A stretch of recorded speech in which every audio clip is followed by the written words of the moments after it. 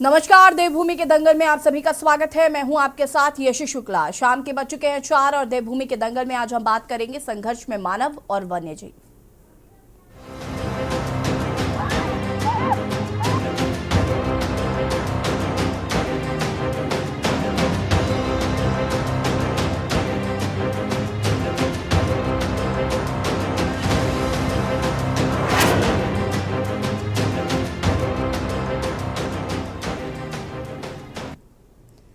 उत्तराखंड में लंबे समय से मानव वन्यजीव संघर्ष लगातार देखने को मिल रहा है।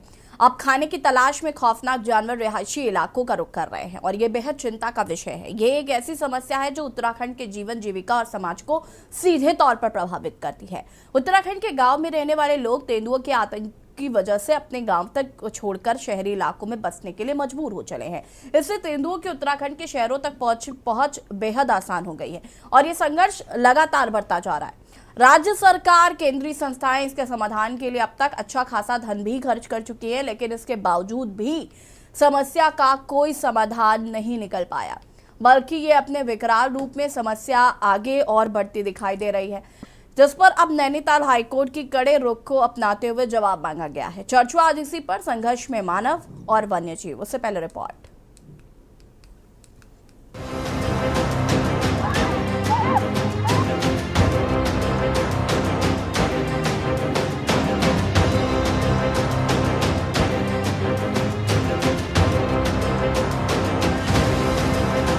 अब आप ही देखिए इन तस्वीरों को। गजराज हरिद्वार जिले में ही शहरी इलाकों और हाईवे पर इस तरीके से टहल रहे हैं मानो ये मानव के लिए नहीं, अपने लिए यहाँ पर घर बसाने आए हों। ये तो आप मैदानी इलाकों में गजराज को देख रहे हैं, तो चलिए अब आपको उत्तराखंड के पहाड़ी इलाकों की भी तस्वीरें दिखा देते हैं।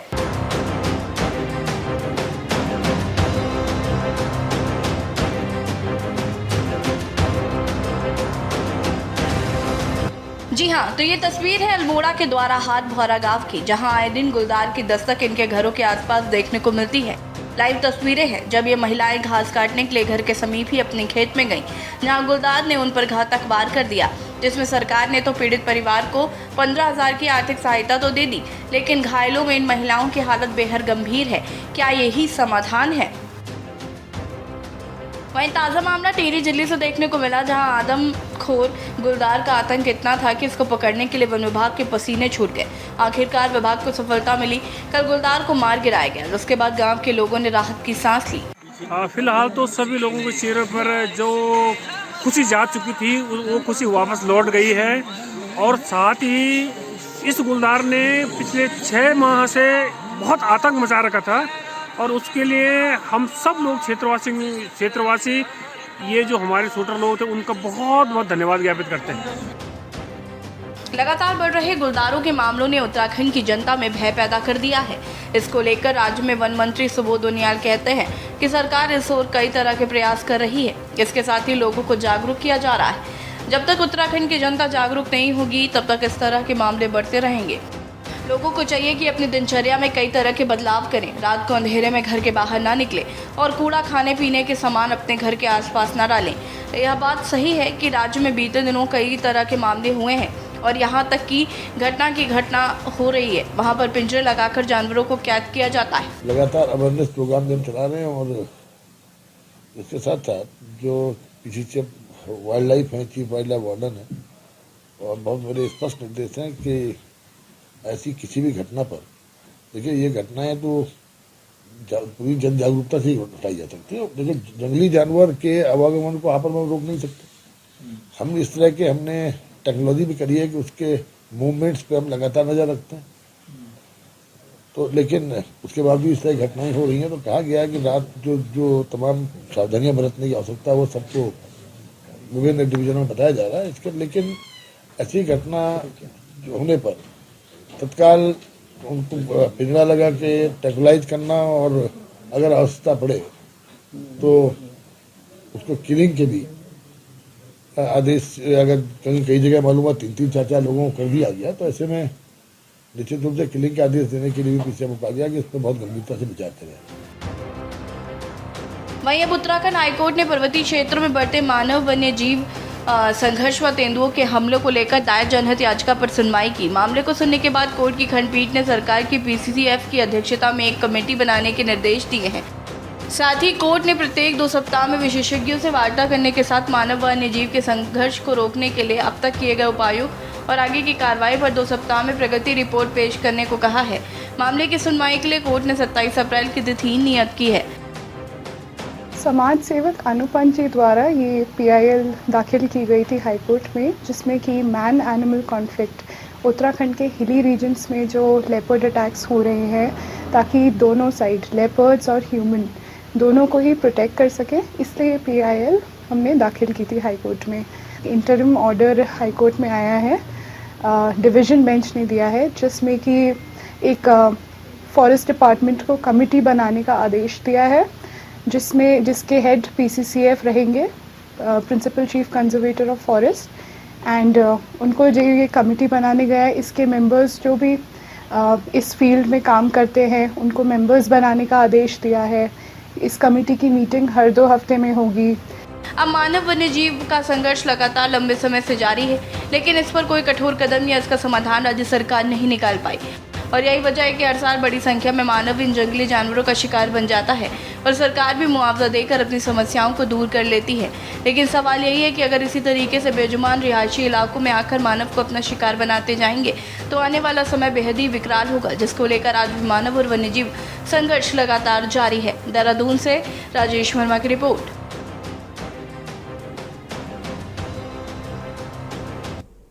जी हाँ, कहते हैं कि प्रकृति के जो नियम हैं उनके साथ छेड़छाड़ नहीं करनी चाहिए, और अगर आप प्रकृति के नियम के साथ छेड़छाड़ करेंगे तो उसका खामियाजा आपको ही भुगतना पड़ेगा। उत्तराखंड में लंबे समय से मानव वन्यजीव संघर्ष लगातार देखने को मिल रहा है, और अब खाने की तलाश में खौफनाक जानवर रिहायशी इलाकों का रुख करने लगे हैं। हम सभी जानते हैं जानवर जो है वो जंगलों में रहते हैं, लेकिन अब वो रिहायशी इलाकों का रुख करने लगे हैं, लोग जो कि लोगों की जान के लिए अब खतरा बन रहे हैं। हाथी को टहलते हुए सड़क पर देखा गया रिहायशी इलाकों में, फिर गुलदार को टहलते हुए देखा गया शहरी क्षेत्रों में, और कई लोगों का शिकार भी किया इन जानवरों ने। कई बार कंप्लेंट्स की गई, याचिकाकर्ताओं ने कोर्ट का रुख किया, कोर्ट में जाकर याचिका दी, उसके बाद कोर्ट ने भी इस पर सुनवाई की और एक कमेटी का गठन किया।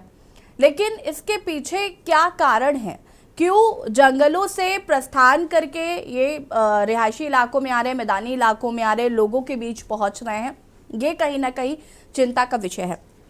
देवभूमि के दंगल में हम आज इस पर डिबेट नहीं करना चाहते हैं, और ना ही हम चाहते हैं कि पॉलिटिकल ये राजनीति पर किसी तरीके की कोई बात की जाए। हम चाहते हैं कि इसका अगर कोई सोल्यूशन निकल सकता है तो निकले, हम इस पर विचार कर सकें कि आखिर क्यों जानवर जो है वो जंगल छोड़कर मैदानी इलाकों का रुख कर रहे हैं, क्या कमियां आ रही हैं, किन कमियों को दूर करने से ऐसी चीज़ें नहीं होंगी। क्योंकि देखिए, सरकार पैसा भी दे रही है, केंद्र सरकार राज्य सरकार को भी पैसा दे रही है, फिर भी क्या समस्याएं आ रही हैं, जो हम इन्हीं पर चर्चा करेंगे। मेहमान हमारे साथ जुड़ चुके हैं, भारतीय जनता पार्टी की प्रवक्ता हनी पाठक हमारे साथ जुड़ चुकी हैं, याचिकाकर्ता अनुपम जी हमारे साथ जुड़ चुके हैं, अभिजय नेगी अधिवक्ता नैनीताल हाईकोर्ट हमारे साथ जुड़ चुके हैं। आप सभी का बहुत बहुत स्वागत है। और सबसे पहले शुरुआत में अनुपम जी आपसे ही करना चाहूंगी, क्या याचिका जो है वो दायर की गई थी? नमस्कार। देखिए, याचिका तो जो दायर की गई थी वो यही थी कि मैन एंड वाइल्ड कॉन्फ्लिक्ट जो चल रहा है लगातार, और उसके ऊपर राज्य सरकार का जो रुख है वह बोलना इसको बुरा लगता है, लेकिन ये बिल्कुल शर्मनाक इसलिए कि कुछ पहलू मैं इसके बताता हूँ। सरकार के द्वारा रन किए गए एडमिनिस्ट्रेशन के ही कि चौबटा खाल में एक इंसिडेंट होता है, वहां पर गोदावरी देवी जी के ऊपर आक्रमण होता है, उनका देहांत होता है, जानवर द्वारा मार दिया जाता है। तो डीएम साहब जो है इस डर से कि कहीं लोग जो है वो खफा और लोग रोकने लें, उनको उस परिवार को जो है वो पौड़ी ना भेजते हुए, पोस्टमार्टम करवाते हैं ना, उसके लिए पौड़ी ना भेजते हुए गुरुद्वार भेज देते हैं, जबकि उसी जगह पर कई एमबीबीएस थे। ऐसी सिचुएशन में जो एमबीबीएस है वो भी पोस्टमार्टम रिपोर्ट दे सकता है, पर ऐसा नहीं है। तो मृत्यु की तो बात आप दूर से छोड़ दीजिए, मृत्यु तो छोड़ दीजिए, हम कह रहे हैं भावहीनता जो है ना, भावनात्मक रूप से जो निष्क्रिय हो जाने वाला एडमिनिस्ट्रेशन है, उसकी वजह से एक चिंताजनक सिचुएशन ऐसी हो गई थी कि लोग अब गुहार लगाना उन्होंने बंद कर दिया। कितने सारे इंसिडेंसेस ऐसे हैं जिसमें कि रिपोर्ट्स ही नहीं हुई है, इसलिए रिपोर्ट्स नहीं हुई है क्योंकि प्रशासन सुन ही नहीं रहा था, तो याचिका करनी पड़ी। 2018, 2019, 2020, 21 के कई मामले ऐसे हैं जिसमें कि घरों में हमारे जो पशु होते हैं, उन पशुओं को मार दिया गया, उसके लिए जो मुआवजा मिलता था वो अभी तक नहीं मिला है।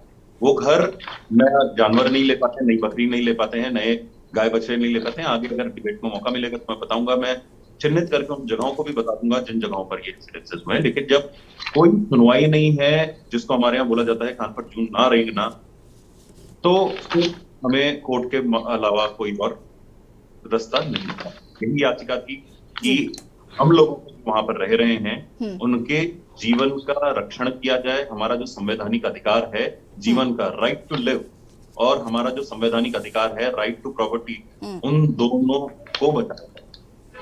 ठीक है, हनी पाठक जी आप यहाँ पर अभी याचिकाकर्ता अनुपम जी को सुन रही थी, कुछ जवाब देना चाहती हैं या इस पूरे मसले पर कुछ कहना चाहते हैं? देखिए, ऐसा है, अनुपम जी की जो बातें थी वो एक मानव की संवेदना की बातें हैं, और जो जानवरों के बारे में वो सोच रहे हैं। आजकल इंसान के बारे में नहीं सोच रहे, वो जानवरों के बारे में सोच रहे हैं और उसके बारे में याचिका कर रहे हैं। काफी सराहनीय बात है। तो वन की और जानवरों की जहां तक बातें, अभी माननीय पुष्कर सिंह धामी जी ने एक जानवरों की एम्बुलेंस की भी सुविधा करी है कि जानवर अगर कहीं पे पीड़ित दिखाई दे रहे हैं, जानवरों के साथ कोई संवेदनाहीन तरीके का बर्ताव या व्यवहार हुआ है, तो डोर टू डोर की एम्बुलेंस की व्यवस्था भी माननीय पुष्कर सिंह धामी जी ने पिछले 1 महीने पर की है।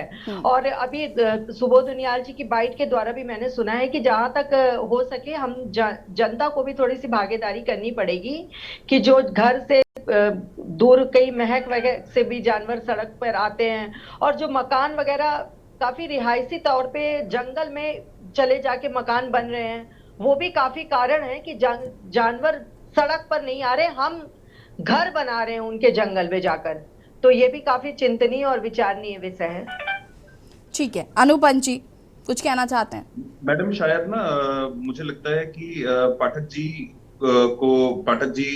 इस विषय से थोड़ा सा अलग उन्होंने मतलब व्याख्या की है। मुझे लगता नहीं है कि इस शीर्षक से रिलेटेड है। देखिए, पहली बात तो मैं ये बता दूं कि माननीय मुख्यमंत्री जी के जो भी बयान आए हैं वो इसके बाद आए, इस याचिका के दौरान, इस याचिका के दबाव में आए, यह स्पष्ट हो जाता है।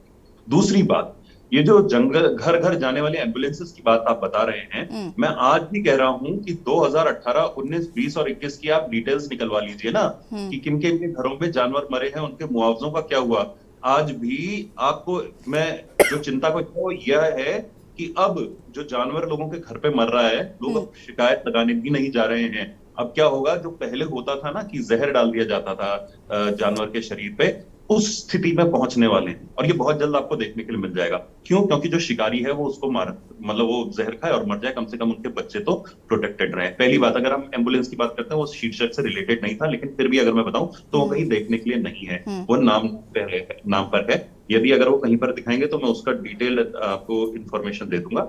दूसरी बात, हम बात कर रहे हैं लोगों के मारे जाने की। हमने लोगों के घर, हमने जंगलों में घर नहीं बनाए, हमने नहीं बनाए, होटल जरूर बने, ठीक है, पेड़ कटे हैं, होटल कटे हैं, वो हम लोगों ने नहीं करे, हम पहाड़ियों ने नहीं करे। ये जो कॉर्पोरेट्स हैं, इनको कौन ला रहा है वहां पर? रामनगर में कौन लाया इन कॉर्पोरेट्स? पौड़ी के जंगलों में जो ये बन रहे हैं, ये किनके हैं? ये जो बड़े बड़े ठेकेदार हैं, कॉन्ट्रैक्टर्स हैं, वो तो उत्तराखंड के भी नहीं है। कहां से आए? किन्होंने बनाया उधर? मैं बात कर रहा हूं अपने गांव की, चौबट्टा खाल की मैं बात कर रहा हूं, रामनगर की मैं बात कर रहा हूं, अल्मोड़ा की मैं बात कर रहा हूं, राठ क्षेत्र की। ये तो हमारे रिहायशी इलाके हैं। इन रिहायशी इलाकों में आपको अचरज होगा कि हम अपने खेतों में उग गए कुकाट के पेड़ को तक नहीं काट पाते हैं। तो जो किसान है ना, गरीब किसान, वो अपना छोटे छोटे खेत होते हैं हमारे, उन छोटे छोटे खेतों में जो कुकाट का एक पेड़ आ जाता है ना बीच में, उसको काटने तक की हम लोगों को परमिशन नहीं थी। और जब वो नहीं कटती है तो वो खेत बंजर पड़ जाते हैं, उसके ऊपर बड़ी बड़ी झाड़ियां हैं। आपको पता होगा कि ये पलायन के भी ऊपर इन्होंने विषय बनाया था, सब कुछ बनाया था, क्योंकि वहां पे लोग कम है। अब लोग कम हो जाने की वजह से हम अपनी झाड़ियां तक साफ, मतलब इतने सारे लोग नहीं है तो झाड़ियां साफ नहीं होती, तो ये जानवर वहां पे बस रहा है। गुलदार आया कहां से, इसके ऊपर भी एक होनी चाहिए रिसर्च। मेरी बात भी हुई थी फॉरेस्ट विभाग के, वो कहने की गुलदार और बाघ एक जैसा है। नहीं साहब, फितरत अलग है। हमारे यहाँ ये पाया ही नहीं जाता था, किसने इंट्रोड्यूस किया? और इंट्रोड्यूस करने के बाद ये जो जानवर आप छोड़ते हैं, कहाँ छोड़ते हैं? इतने सारे पकड़े गए, कहाँ छोड़ते हैं? कितने आप लोगों के पास पिंजरे हैं अभी तक? एक और बात मैं अचरज की बताता हूँ आपको, ये व्यथा है जिस जगह से हम लोग आते हैं वहां की। भरतपुर के पास में जंगली जानवर दिखाई दिया, ठीक है, उसको उसके लिए बड़ी मिन्नतों के बाद एक पिंजरा लगा। वो पिंजरा लगने के बाद में उस पिंजरे, तब तक पोखड़ा ब्लॉक से आवाज आ गई कि वहां पर भी जानवर है। आपको यकीन नहीं होगा कि उसी पिंजरे को उठाकर वहां पे ले जाया गया। चिफल घाट के पास में 5 से 6 गुलदार हम अपने आप देखते, मैं अभी भालुओं की तो बात ही नहीं कर, ठीक 5 से 6 सामने सामने दिख जाएंगे अगर आप वहां पर छतों में बैठते हैं। जो खाली हो चुके मकान है उनकी छतों में गुलदार हम लोगों ने देखे। सड़क पर जाते हुए आपकी गाड़ी के सामने से आपको भागते हुए ये गुलदार दिख जाएंगे। और हम क्या कर रहे हैं, और सरकार किसमें अपनी पीठ थपथपा रही है? वो थपथपा रही है अपनी पीठ जब वो किसी एक नरभक्षी को घोषित, जिसमें कि लोगों का एक बहुत बड़ा गुबार बना कि उसको नरभक्षी घोषित किया जाए। भाई हमारे बच्चे भी सेफ नहीं है। तो दिन रात जब वो सड़कों पे आए, तो जब उसके बाद उसको मारा गया, तो उस बात को उसके साथ फोटो सरकार ने अपनी पीठ थपथपा दी। ये मृत्यु की शैया पर बैठे हुए लोगों की आवाज किसी के कानों पर पहुंच नहीं रही। ठीक है, मैं आपको बताता हूँ क्यों। अनुपन जी सुनिए, मैं अभी आपसे विस्तार से इस पर आगे चर्चा करूंगी। अविजय जी हमारे साथ जुड़ चुके हैं, अधिवक्ता है नैनीताल हाईकोर्ट के। अविजय जी बहुत बहुत स्वागत है आपका के न्यूज़ में।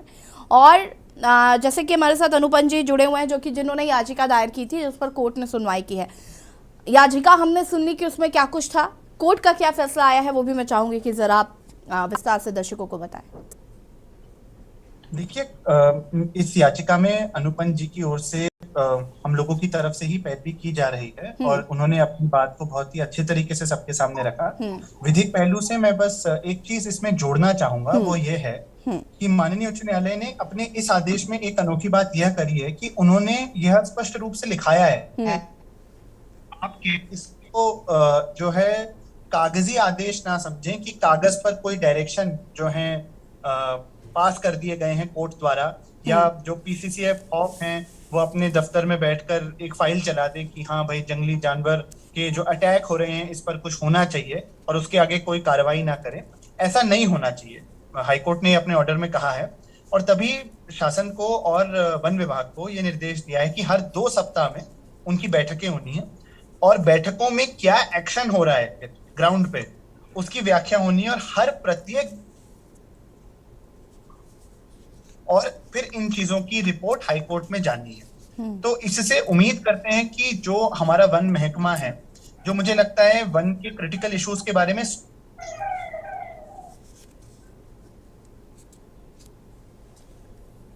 सोचता ही नहीं है, उसको सोचने के लिए है कि उत्तराखंड के वनों में क्या चल रहा है। एक तरफ जो जंगली जानवर है वो वनों में ही सेफ नहीं है। वहां कॉर्बेट में हमने देखा 6000 पेड़ काटे गए, वहां पर एक टाइगर सफारी के लिए जिसके ऊपर जो है फॉरेस्ट सर्वे ऑफ इंडिया ने कहा 6000 पेड़ कटे वहां पे, उसमें भी याचिकाकर्ता जो है अनुपंथ हैं। तो वो देखिए एक तरफ से पेड़ों को भी बचाने की का काम कर रहे हैं कि जंगल में पेड़ बचने चाहिए, पर जो गांव कस्बे हैं, जो शहर हैं जी, वहां पर जो है क्योंकि पलायन हो गया, इतने सारे मुद्दे हैं और वन विभाग होनी चाहिए। ठीक है अभिजय जी, आपके आवाज चूंकि शायद कुछ नेटवर्क इश्यूज है, हम आपको फिर से कनेक्ट करने की कोशिश करते हैं। हनी पाठक जी, देखिए अनुपन जी ने बहुत क्लियरली बहुत सारी चीज़ें बताई हैं और अभिजय जी भी बता रहे थे कि कोर्ट का क्या ऑर्डर आया है। देखिए मैं नहीं चाहती कि आज इस पर कोई राजनीति हो, क्योंकि बहुत गंभीर मुद्दा है। जो जानवर हैं वो जंगलों को छोड़कर मैदानी जो क्षेत्र हैं वहाँ रुक कर रहे हैं, लोगों के घरों के बाहर देखे जा रहे हैं। और जैसे कि अभी अनुपन जी कह रहे थे कि लोग घर नहीं बना रहे हैं, ये कॉरपोरेट सेक्टर के कुछ लोग हैं जो आके यहाँ पर होटल्स बना रहे हैं, पेड़ काटे जा रहे हैं। आप जब उनकी जगह पर जाकर पेड़ काटोगे तो वो कहाँ रहेंगे? उनका खाना उनको नहीं मिल पा रहा और वो खाने की तलाश में, ऐसा माना जा रहा है कि वो यहाँ पर आ रहे हैं ऐसे मैदानी क्षेत्रों में। तो दिक्कत कहाँ आ रही है? देखिए, ऐसा मैंने तो कोई राजनीतिक मुद्दा बनाया ही नहीं है। जब अनुपम जी बात कर रहे थे तो मैं इनकी बातों को बहुत ध्यान से सुन रही थी कि कुछ सुझाव हम लोग भी मुख्यमंत्री जी को पहुंचाएंगे कि हाँ, इस तरह की बातें आ रही थी डिबेट में और हम लोगों को इस तरह की बातों को मुख्यमंत्री जी तक पहुंचानी चाहिए।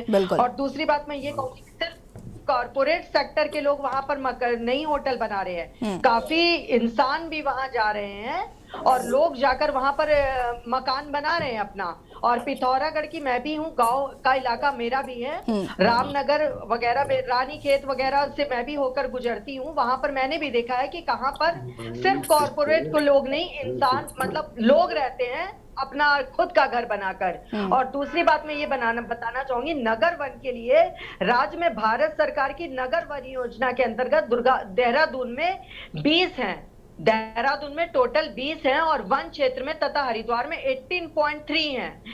नगर वन की स्थापना यहाँ पर ऑलरेडी कर दी गई है। और तीसरी बात मैं ये बताना चाहूंगी कि बुग्यालों का जो अनुरक्षण की बात, ये मतलब बुग्याल वगैरह की जो ये बातें कर रहे थे, तो उसके तहत मैं बताना चाहूंगी कि बद्रीनाथ वन प्रभाग के अंतर्गत वेदनी बुग्याल, औली बुग्याल, बगजी बुग्याल, नवाली बुग्याल, इस तरीके की इतनी ज्यादा बुग्याल है।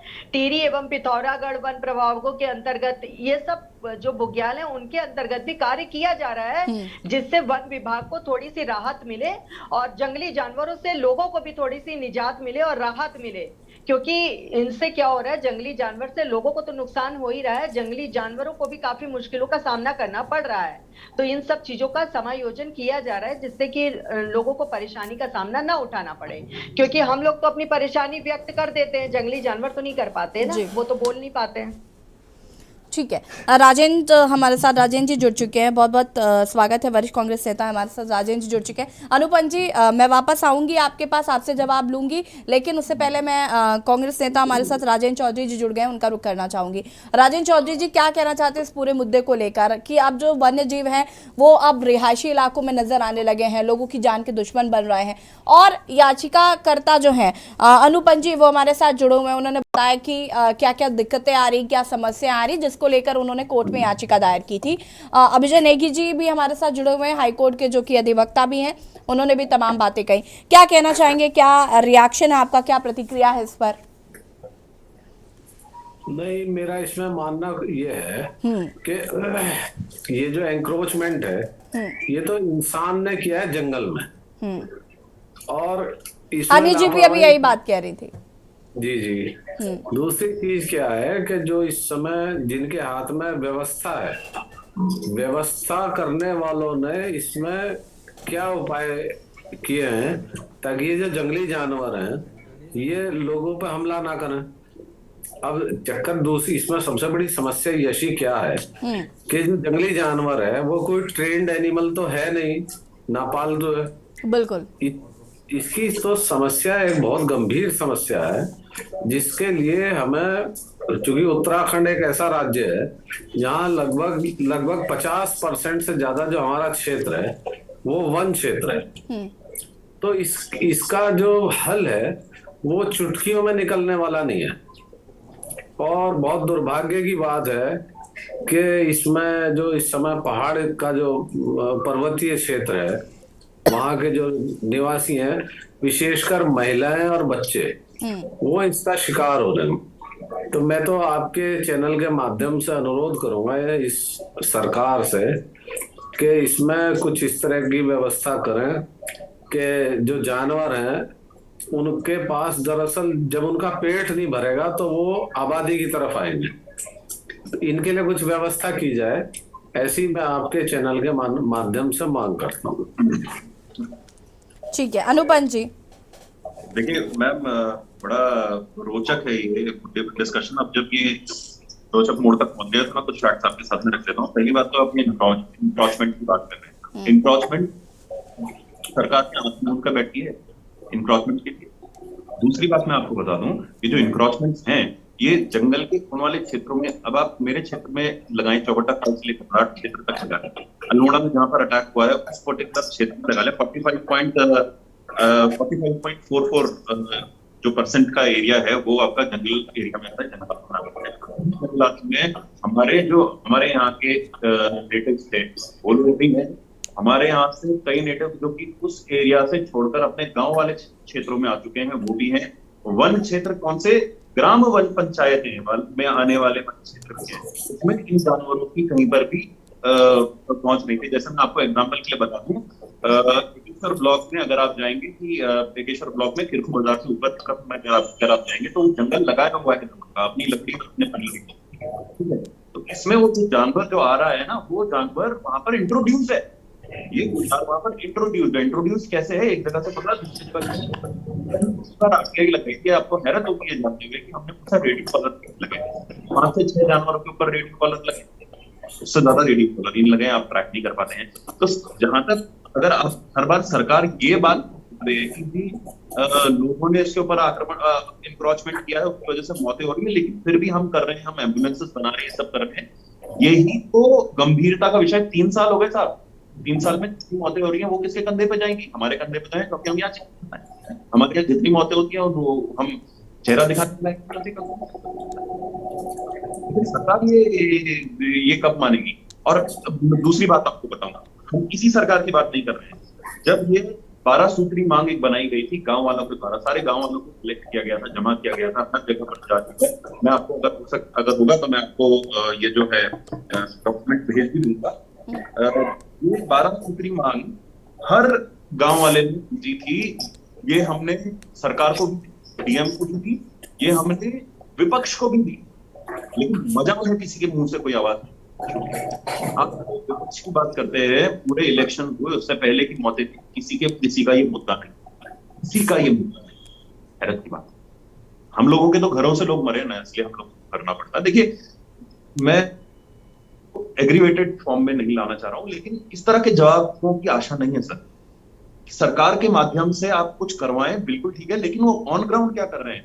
अगर विपक्ष है आज के समय में, तो विपक्ष को ये निर्धारित करना होगा कि ये बनने वाली कमेटी के ऊपर उनका प्रेशर रहे, और सिर्फ स्टडीज वगैरह में ना चले जाएं। अभी आप बोल रहे थे सुबोध उनियाल जी का, आपने वर्णन किया, मैडम ने वर्णन किया कि उन्होंने भी कुछ इस तरीके का बोला, तो उन्होंने बोला हम नई टेक्नोलॉजी और नई टेक्निक्स के ऊपर काम करेंगे। हमारे गांव बैरिकेडिंग के ऊपर कोई काम नहीं कर रहा है। मैं गांव आपको बता देता हूँ, डबरा, मझगांव, आपका कुई, आपका पोखड़ा के अंतर्गत पोखड़ा ब्लॉक के अंतर्गत आने वाले जितने भी गांव हैं, एकेश्वर ब्लॉक के अंतर्गत आने वाले जितने भी गांव हैं जो कि रोड हेड्स में हैं और जो जंगल की परिसीमन के आसपास हैं, उनमें कहीं पर भी ब्लॉकेट्स की व्यवस्था नहीं है। ये गुलदार जो है वो खाने के लिए इसलिए आ रहा है क्योंकि पिछली 2 बरसातों में इनका प्रजनन बहुत ज्यादा बढ़ चुका था, क्योंकि ये ऑलरेडी उन झाड़ियों में छुपे हुए थे। जंगल की आग को हम नियंत्रित नहीं कर पाए हैं, उसमें हर बार हम कुछ ना कुछ हील हवाली कर देते हैं। ये एक बहुत बड़ा मुद्दा है। हमारा पहाड़ धधकता है, हम देहरादून में और कहीं और पर प्लानिंग्स करते हैं कि हम कुछ, फॉरेस्ट फायर ही नहीं है साहब। चीड़ के पेड़ को हटाने के लिए कितने लोगों ने आवाज उठा दी। कांग्रेस सरकार के समय भी उठाई, बीजेपी सरकार के साथ लगातार उठा रहे हैं। किसने ठीक है। अनुपम जी, मैं आपको यहाँ पर रोकना चाहूंगी, उसके बाद जवाब में राजेंद्र जी और हनी पाठक जी से लूंगी, क्योंकि ब्रेक का कमांड मुझे लगातार मिल रहा है। और बता दें आपको कि यहाँ पर हम बात कर रहे हैं जानवरों की, जो कि इस वक्त जंगलों से निकलकर रिहायशी इलाकों में आ रहे हैं, मैदानी इलाकों में आ रहे हैं। इसको लेकर याचिका दायर की गई थी, कोर्ट ने भी इस पर फैसला सुनाया। सरकार किस तरीके से काम करेगी, विपक्ष का क्या कहना है, इन तमाम मुद्दों पर हम चर्चा करेंगे। रुकेंगे छोटे से ब्रेक के लिए, चल हाजिर होते हैं।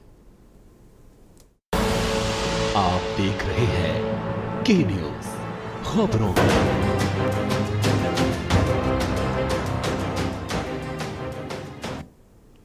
ब्रेक के बाद एक बार फिर से आप सभी का स्वागत है। देवभूमि के दंगल में आज हम बात कर रहे हैं संघर्ष में वन्यजीव, साथ ही साथ मानव। रिहायशी इलाकों का रुख कर रहे हैं अब वन्यजीव। यह बेहद चिंता का विषय बन चुका है और ये एक ऐसी समस्या है जो उत्तराखंड के जीवन जीविका और समाज को सीधे तौर पर प्रभावित करती है। उत्तराखंड के गांव में रहने वाले लोग तेंदुए के आतंक की वजह से अपने गांव तक छोड़कर शहरी इलाकों में बसने के लिए मजबूर हो चले हैं।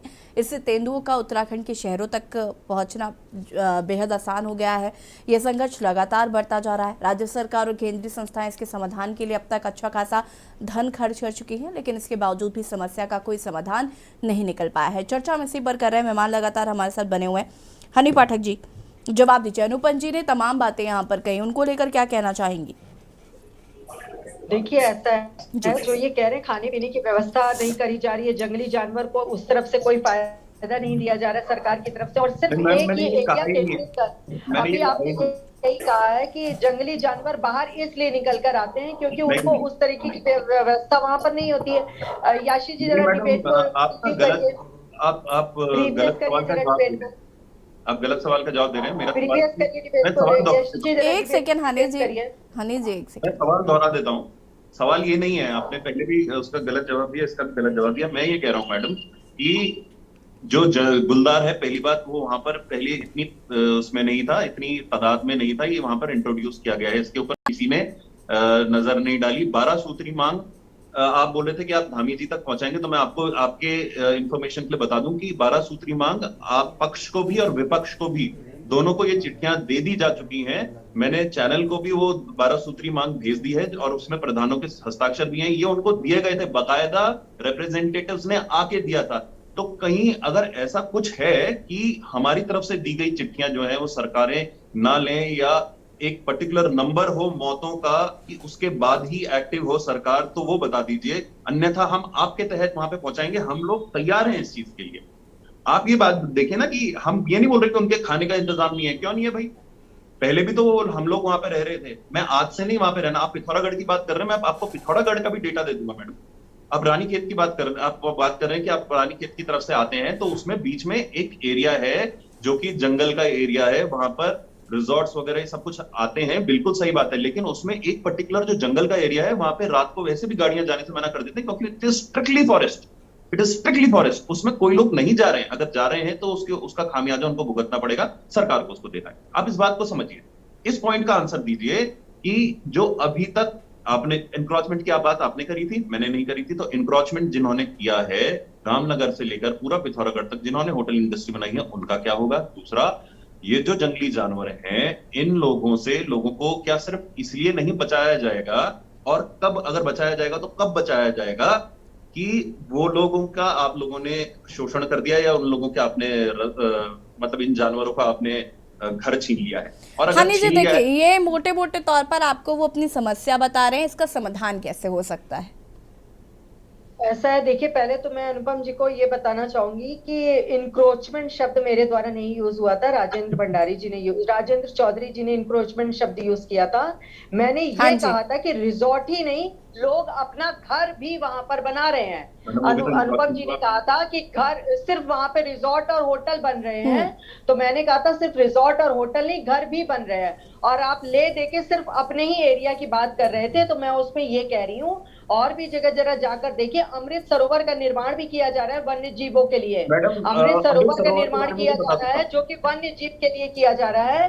विभाग के अंतर्गत 133 अमृत सरोवर का निर्माण 15 अगस्त 2022 तक किया जा चुका है।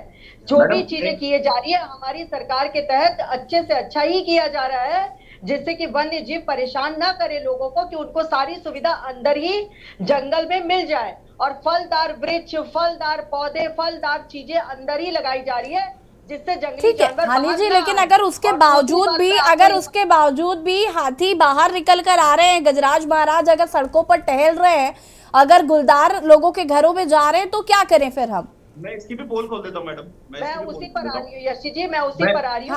अनु जी एक सेकंड रुकिएगा प्लीज, मुझे सत्ता पक्ष का भी तो जवाब सुनना है। एक सेकंड रुकिएगा। हाँ जी, मुहैया कराई जा रही है, लेकिन उसके बावजूद अगर वो बाहर आ रहे हैं, तो जैसे अनुपम जी कह रहे हैं कि अनुपंत जी कि उनके मरने का या उनकी उसका इंतजार हम लोग कर रहे हैं, तो ऐसा तो हमने कभी कहा भी नहीं है। और दूसरी बात, उनके कष्ट से हमें भी कष्ट है, ऐसी बात नहीं कि हमें कष्ट नहीं है। महिला सफारी की व्यवस्था इसीलिए करी गई है, महिला सफारी गाइड की भी व्यवस्था इसीलिए करी गई है कि तुरंत ही उन लोगों को, चोटिल लोगों को और जो परेशान लोग हैं उनकी सुविधा, उनको कहीं भी आपदा ना आए, उनको किसी भी परेशानी का सामना ना करना पड़े, आगे से आगे हम लोग सुविधा मुहैया करा रहे हैं।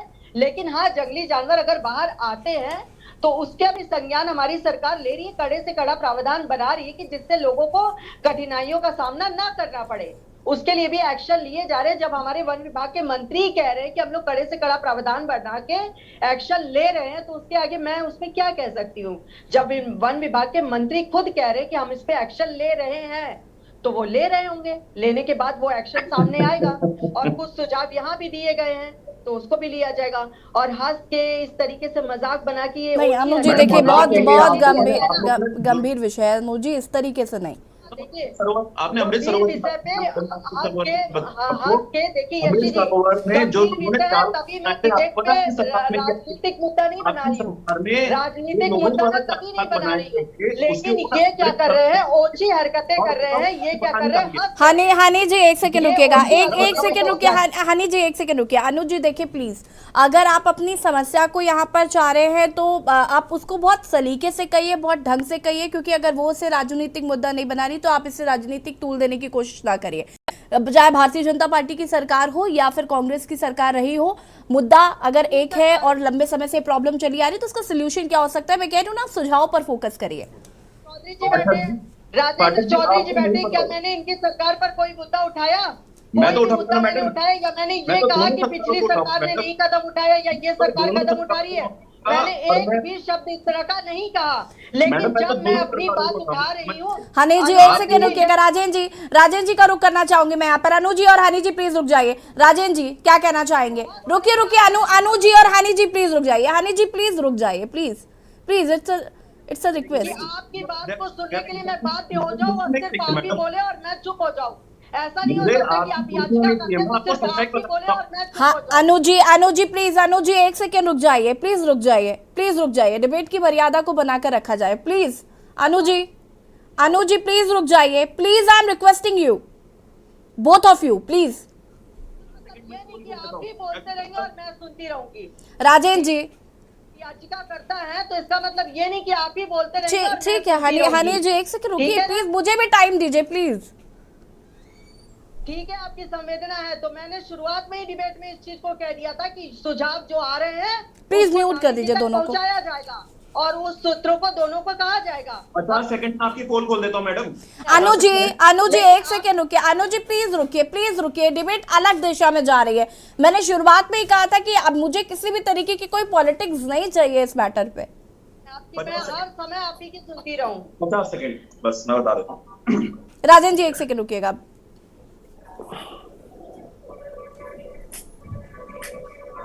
अनु जी मैं वापस आऊंगी आपके पास, मैं तब तक राजेंद्र जी को सुन लेती हूँ प्लीज। मैं अब आपसे ज्यादा मांगूंगा नहीं, मेरे पास इतना समय नहीं है क्योंकि और भी पीआईएल्स पे मैं काम कर रहा हूँ। 50 सेकंड मांगूंगा। 50 सेकंड में जो ये बोला है इन्होंने, जो डिटेल्स उन्होंने दी है ना, अमृत सरोवर, फूड ट्रीज वगैरह, सबकी डिटेल्स इनसे मांगूंगा और चैलेंज करता हूँ कि आगे के 2 महीने के बाद ही आ जाए और ये बता दें कि किन जगहों पे इन्होंने क्या क्या काम करे। इनसे इनको माफी मांगूंगा और इससे पहले की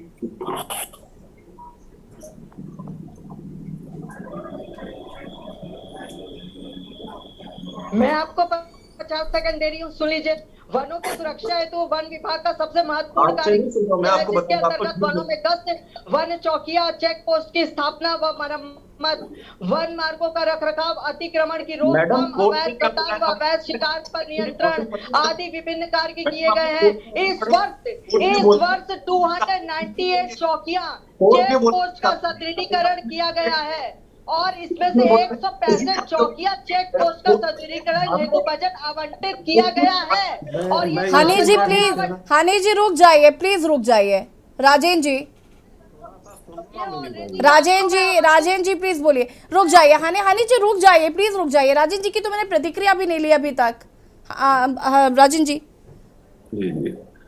दरअसल इसमें यशी मेरा कहना यह है कि लोग जंगली जानवरों से मर भी रहे हैं और इन जानवरों की वजह से किसानों को भी बहुत नुकसान हो रहा है। हाँ जी, आप देखिए पर्वतीय क्षेत्रों में लोगों ने खेती करनी इसलिए छोड़ दी कि वहां जंगली जानवर, बंदर, सुअर बहुत ज्यादा हो गए। बिल्कुल।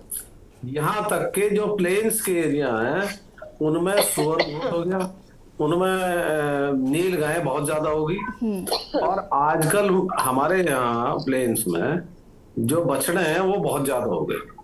ये टक्कर भी मार रहे हैं और बछड़े तो यही आजकल जंगल में जा ही नहीं रहे, वो गांव में ही है। या तो आप उन्हें चारा देंगे वरना वो आपको टक्कर मारेंगे। यही स्थिति ऊपर पर्वतीय क्षेत्रों में जो खूंखार जानवर हैं, जो अनुपंत जी हैं, जिन्होंने ये याचिका दी है, इन्होंने अपने सेल्फ इंटरेस्ट के लिए नहीं दी। मैं तो इन्हें बधाई दूंगा कि इन्होंने जो है आम आदमी के लिए कुछ सोचा और अपना समय लगाया। यानी राजनीति में, समाज सेवा में हमें आम आदमी की बात सुननी भी पड़ेगी धैर्य से, और उसे जवाब भी देना पड़ेगा, संतुष्ट भी करना पड़ेगा, क्योंकि इसी आम आदमी ने हमें जिम्मेदारी दी है सरकार चलाने की, आपको दी है। मेरा कहना यह है, वर्तमान में जो वन मंत्री हैं सुबोध उनियाल जी, उन्हें अभी बहुत ज्यादा समय नहीं हुआ। वो एक कॉम्पिटेंट आदमी है। मैं विपक्ष का नेता होने के बाद भी इस बात को कहूंगा, क्योंकि जिस तरह से उन्होंने कृषि विभाग में बहुत बड़ा सुधार किया, वो वन विभाग में भी करेंगे। लेकिन उन्हें, हनी पाठक जी, उन्हें आपके जो मुखिया हैं उन्हें थोड़ा सा फ्री हैंड देना होगा। इस काम को करने के लिए जो ये पंत जी ने जो याचिका दी है ना, इस काम को करने में इस राज्य में एक ही आदमी सक्षम है, वो है सुबोध उनियाल। मैं कृषि मंत्री जो है, अभी उन्हें मैंने एक मेमोरेंडम दिया था हमारे मैदानी क्षेत्रों में जंगली जानवरों से हो रहे खेती को नुकसान की भरपाई के लिए। क्यों? क्योंकि ये जो नील गाय हैं, इनके 100-100, 150-150 के झुंड खेत से गुजरते हैं और सारी फसल तबाह कर देते हैं, जिसका कोई कंपनसेशन नहीं मिलता किसान को। अब पहाड़ पे समस्या माल के साथ साथ जान की भी आ गई। अभी जैसे मुझे तो इस बारे में जानकारी नहीं थी, पंत जी से जानकारी हुई कि पिछले 2 सालों में गुलदार जो है, इनका प्रजनन बहुत ज्यादा हो गया। अगर उनका रिप्रोडक्शन रेट बढ़ा है तो उनकी रिक्वायरमेंट भी बढ़ी है, उन्हें खाना भी ज्यादा चाहिए। अब वहां ये जैसे अभी कह रहे थे, इनका सुझाव था पंत जी का कि वहां जो है फलदार पेड़ लगे। अब गुलदार तो फल खाएगा नहीं, उसे तो खाने के लिए चाहिए हिरन, चीतल या कुछ और। हमें ये एक्चुअली इकोलॉजिकल डिसबैलेंस है। शेर की आबादी बढ़ गई और उसकी बढ़ी नहीं चीतल की, किसी और चीज की जो उनकी खुराक है। ये डिपार्टमेंट की जिम्मेदारी है और ये पर्यावरण विभाग की भी जिम्मेदारी है, क्योंकि ये पहली बार ऐसा हो रहा है। बहुत दुख की बात है हनी, कि वन मंत्री जो है उनके पास वन मंत्रालय तो है लेकिन पर्यावरण मंत्रालय नहीं है। और ये समाधान मैं आपसे अनुरोध करूंगा हनी पाठक जी, कि जो अनु भाई ने या और इनके गांव के लोगों ने, क्योंकि इन लोगों ने जान गंवाई है, इस चीज को आप गंभीरता से लें और आप माननीय मंत्री जी से या मुख्यमंत्री जी से या प्रिंसिपल चीफ कंजर्वेटर फॉरेस्ट से आप मिलें, इनकी समस्या उनके जो है संज्ञान में लाएं और इसका कुछ ना कुछ समाधान ढूंढें। इधर उधर की बात करने से नहीं काम चलेगा कि आपने ये नहीं कहा, इसने वो नहीं कहा। ये मेरी और आपकी जिम्मेदारी है, क्योंकि हम एक राजनीतिक पार्टी का प्रतिनिधित्व करते हैं, हम समाज का प्रतिनिधित्व करते हैं, इसलिए हमारी जिम्मेदारी है। इसमें शर्म की या कुछ ऐसी बात नहीं है। ये नॉन पॉलिटिकल लोग हैं, इन्होंने आम आदमी की बात उठाई है, हमें तो इनका धन्यवाद देना चाहिए। हनी जी,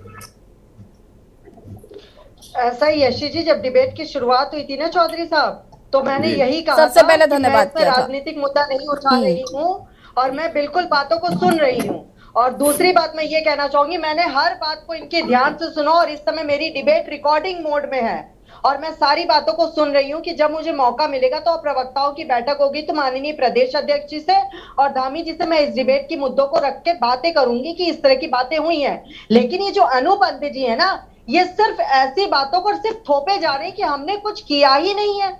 शुरुआत से मैं अंत तक बताने की कोशिश कर रही हूँ, लेकिन अनु जी एक सेकंड रुकिएगा। हनी जी अपनी बात को पूरा कर लीजिए, उसके बाद मैं आपको दूंगी 2 मिनट, आप आराम से अपनी बात को पूरा करिएगा। समाज सेवी है, ये समाज के बारे में कह रहे हैं, लेकिन ऐसा भी ना कहें कि हमने कुछ किया है ही नहीं। मैं 50 सेकंड देता हूँ, एक एक करके प्लीज रुके और डायरी लेके बैठ जाना, पन्ने लेके बैठ जाना, तो डाटा तो हमारे देखिए हनी जी मेरी बात सुनिए। अनु जी का जो पीड़ा है ना, वो इसलिए उस बात को कनेक्ट कर पा रहे हैं क्योंकि उन्होंने अपने गांव के बहुत सारे लोगों को खोया है या अपनों को खोया है और उन्हें कहीं ना कहीं इस बात को लेकर काफी दर्द है, जिसकी वजह से वो इतना ज्यादा उत्तेजित है और शायद यही वजह है कि उन्होंने याचिका डाली है। नहीं तो क्या जरूरत है, आज कौन कोर्ट का दरवाजा खटखटाता है ऐसे मामलों में। और एक होता है ओवर कॉन्फिडेंस, तो आदमी को हनी जी एक सेकेंड रुकिएगा। नहीं होना चाहिए, और ये ना ओवर कॉन्फिडेंस में आ गए हैं, ये सोच रहे ये याचिका करता नहीं होगा, ये बहुत बड़े जज और सर्वे सर्वा हो गए हैं। तो ऐसा नहीं चलता है, समाज में रह रहे हैं तो समाज में। हनी जी रुक जाइए प्लीज, रुकिए, अब सुन लेते हैं अनु जी को भी। एक काम सुन लेते हैं आप, यही इन्हीं से सुन लीजिए, पूरा ज्ञान इन्हीं से ले लीजिए। जब मैं अपने सरकार हनी जी मैं लगातार कह रही हूँ आपको कि आप सोल्यूशन पर बात कर लीजिए, आप क्यों बोल रहे हैं, आप क्यों उनको टारगेट कर रही हैं। सोल्यूशन हनी जी सोल्यूशन एक सेकंड रुकिएगा अनु जी, प्लीज रुकिए, प्लीज रुक जाइए, प्लीज रुक जाइए।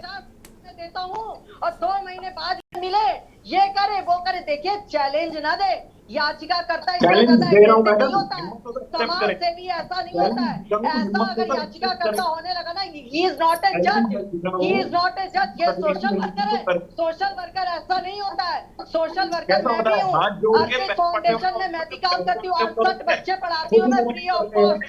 पिछले 4 साल से ऊपर हो गए मुझे 68 बच्चे पढ़ाते हुए अर्पित फाउंडेशन से, लेकिन ये याचिका करता है ले लेके घूम फिर के अपने आगे से अपने प्लीज उन दोनों को म्यूट करिए प्लीज, पैनल से रिक्वेस्ट करूंगी प्लीज मैम। क्या किया है पहाड़ी तो राजेंद्र